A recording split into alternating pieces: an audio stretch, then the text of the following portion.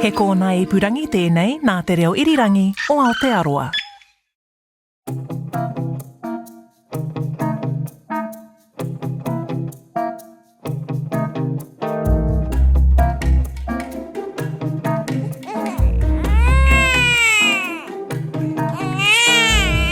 Welcome to Are We There Yet? I'm Katy Gosset, and when babies come into the world, on the whole, they adjust quickly to life and find routines in this strange new environment.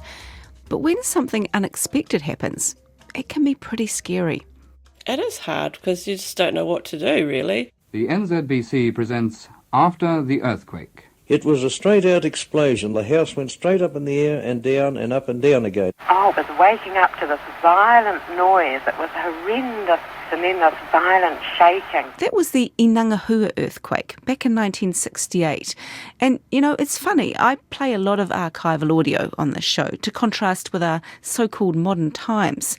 But a decade ago, we had another scary event, or maybe two, or maybe even about 100, in Canterbury. New Zealand News at 6 o'clock. A magnitude 7.4 quake has struck near Christchurch, causing extensive damage to buildings and roads. And I looked at her and she went white and she froze and she said, I want to be sick. They're quite fragile around them. They don't really like you mentioning earthquakes. They're older, but I noticed that the other day when we had that earthquake, I still gave my 18-year-old a cuddle because she was physically shaking. So yeah, it's still there by a long way. So when that big earthquake sequence kicked off on September the 4th, 2010, there were a lot of new experiences for children to cope with. Watched buildings crumble, routines change, mum and dad were under pressure, ongoing aftershocks, ongoing house and life changes. That's our clinical psychologist, Catherine Gallagher. And if you've been listening to this show for a while, you'll know that we've had a few chats about how our brains function in times of stress. The brain's main job is to keep its body that it lives on alive. And so when confronted by danger or uncertainty, it jumps into action, you know, the old fight, flight, freeze. And in the short term, this is energising, gets us focused on action and out of danger. So it's great. But, and yes, clearly there was a but coming, with the earthquakes and then the aftershocks, for some people, that stress became chronic. They were quite traumatised. Being a massive earthquake, it was quite scary. She panics. You see every part of her tense. And she doesn't say anything. She goes quiet, but you can just see the fear, the absolute fear in her eyes.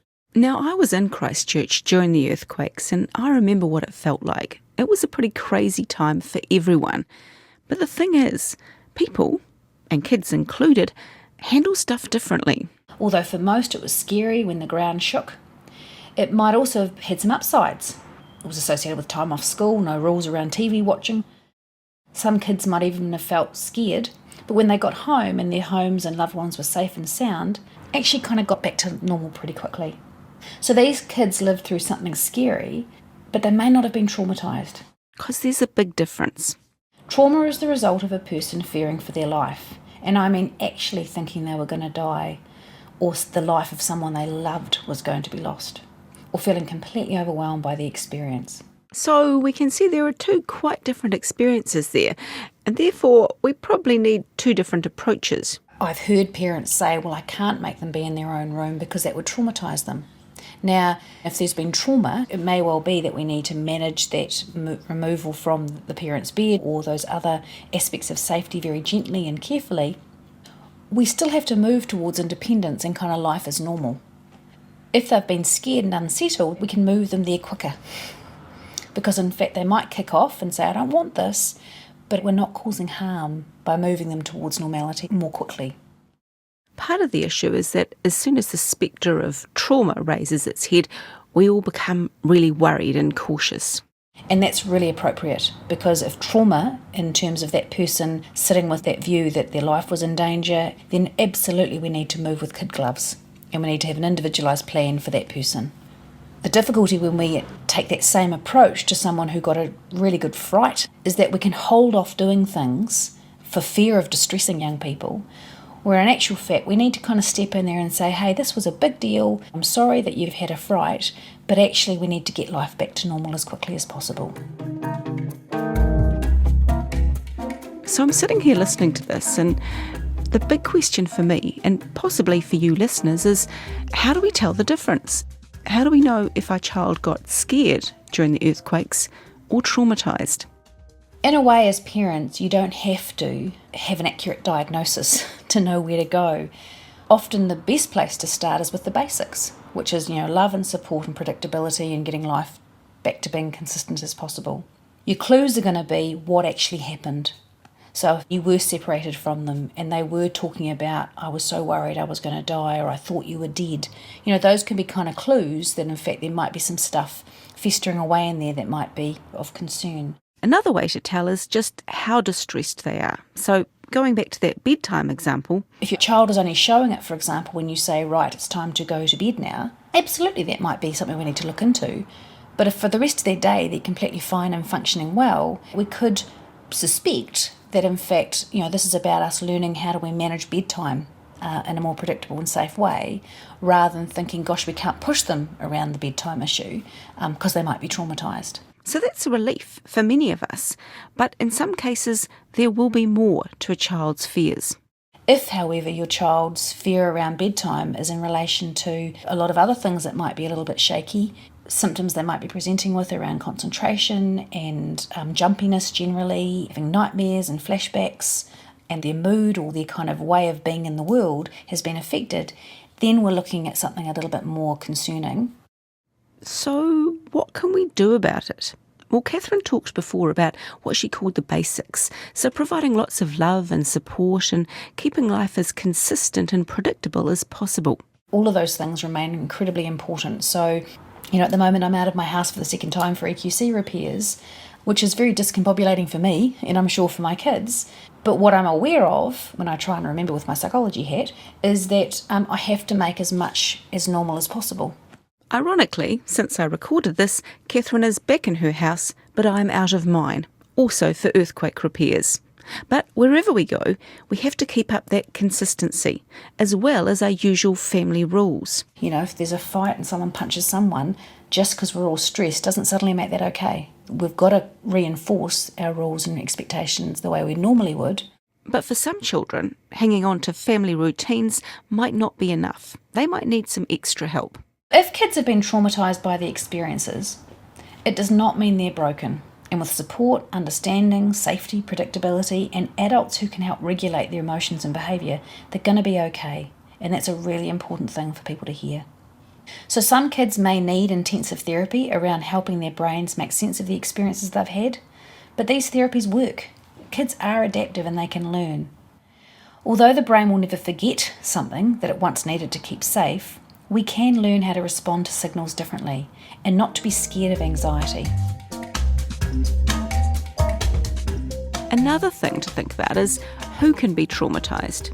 I had a newborn when the quakes happened, so it's tempting for me to think that my baby was oblivious to all the drama. But perhaps I'm just deluding myself. We used to think, isn't it lucky that that's happened while I was pregnant or while my child was a baby, as they won't remember it.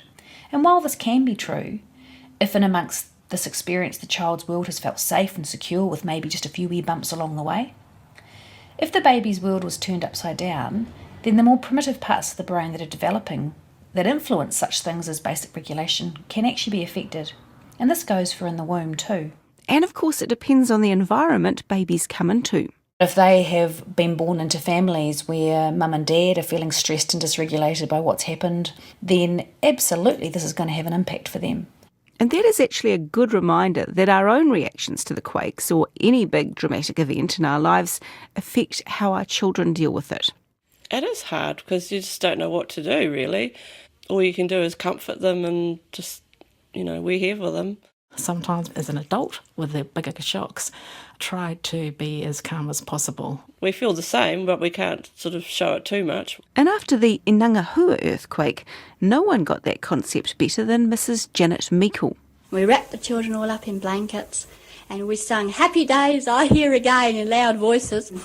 And once the daybreak had hit, we dressed the children and we sat them outside and got their bikes out.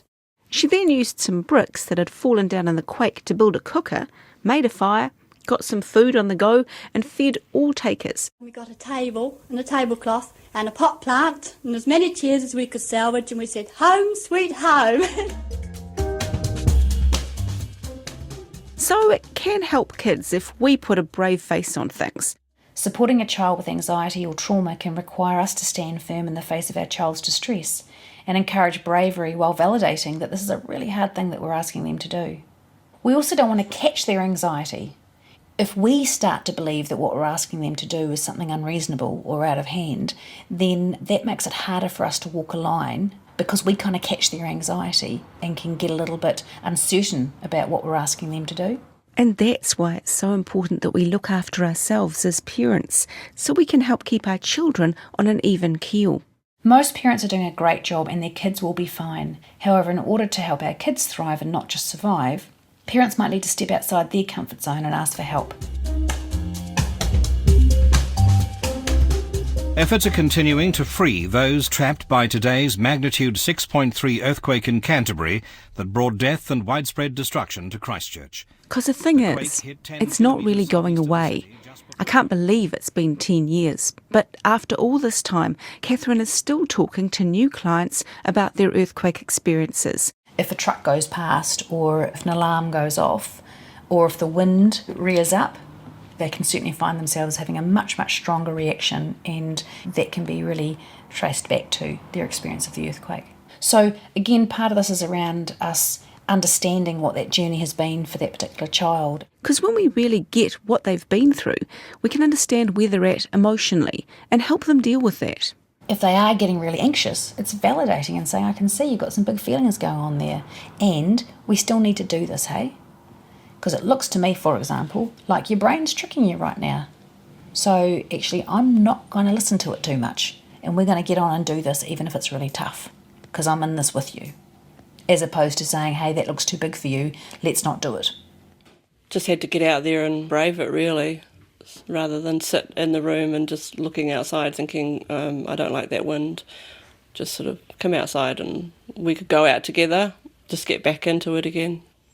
Do you think that they would have been different in any way had the earthquakes not happened? Oh, yeah. They would definitely be more positive and outgoing, I reckon. Certainly for the younger one, he is more anxious about non-specific things like the dark or, is someone breaking in, something bad happening again. So when anxiety is giving a child a particular message, we need to get in there and offer an alternative. So if the worry brain is saying it's too unsafe, I can't do it, we need to get the child into that experience and getting to the other side of that experience as much as possible so that they get a counter message that this felt a bit crappy and it was hard, but I can do this. And that's how we build resilience. And that's it. This podcast was written and presented by me, Katy Gosset, with assistance from Adam McCauley and engineered by Alex Harmer. Tim Watkin is the executive producer of podcasts and series, and the archival audio comes from Ngā Taonga Sound and Vision. If you'd like to hear more, you'll find Are We There Yet on the podcast page at rnz.co.nz. And maybe, while you're there, check out some of our other offerings, like the new season of Healthy or Hoax, which looks at the latest fads and asks whether they really work. We're also on Apple, Spotify, Stitcher, Podbean, anywhere you get your podcasts. And don't forget to join me next time when I'm going to take a look at that great catch cry of childhood. It's not fair. And how we as parents go about making things fair for our children.